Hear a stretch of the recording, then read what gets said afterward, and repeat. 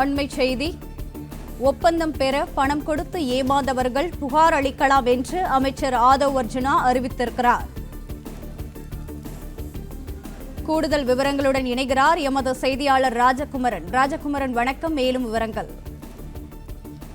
கடந்த ஆட்சியில் பொதுப்பணித்துறையிலும் நெடுஞ்சாலைத்துறையிலும் ஒப்பந்ததாரர்கள் யாரிடமேனும் பணம் கொடுத்து ஏமாந்திருந்தால், அதாவது கடந்த ஆட்சியில் அதிகாரத்தில் இருந்தவர்கள் மற்றும் அவர்களுக்கு நெருக்கமானவர்கள் பல ஒப்பந்ததாரர்களிடம் பணம் பெற்று ஏமாற்றி இருப்பது தெரிய வந்திருப்பதாக அமைச்சர் ஆதவ் அர்ஜுனா குறிப்பிட்டிருக்கின்றார். அவ்வாறு ஏமாந்து போனவர்கள் புகார் அளிப்பதற்கான வசதியினையும் தற்பொழுது ஏற்படுத்தி கொடுத்திருக்கின்றார்கள்.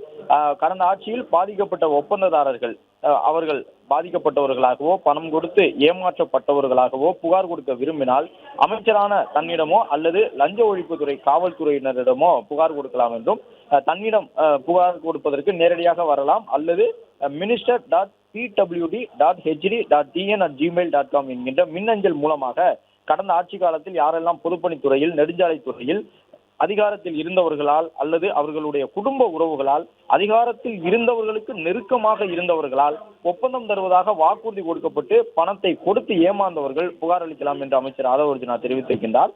அது மட்டுமல்லாமல் புகார் அளிப்பவர்கள் பற்றிய விவரங்கள் பாதுகாப்பாக வைக்கப்படும், அவர்களுக்கு தேவையான பாதுகாப்பு வழங்கப்படும். விரைவில் கடந்த ஆட்சியில் ஆட்சியாளர்களிடம் பணம் கொடுத்து ஏமாந்த ஒப்பந்ததாரர்களுடைய பணம் சட்ட நடவடிக்கை மூலமாக மீட்கப்படும் என்றும், இனி வரக்கூடிய காலங்களில் பொதுப்பணி மற்றும் நெடுஞ்சாலைத்துறையில் இதுபோன்ற முறைகேடுகள் நடைபெறாது, ஒப்பந்தங்கள் அனைத்தும் நேர்மையுடனும் வெளிப்படைத்தன்மையுடனும் நடைபெறும் என்றும் அமைச்சர் ஆதவ் அர்ஜுனா தெரிவித்துள்ளார்.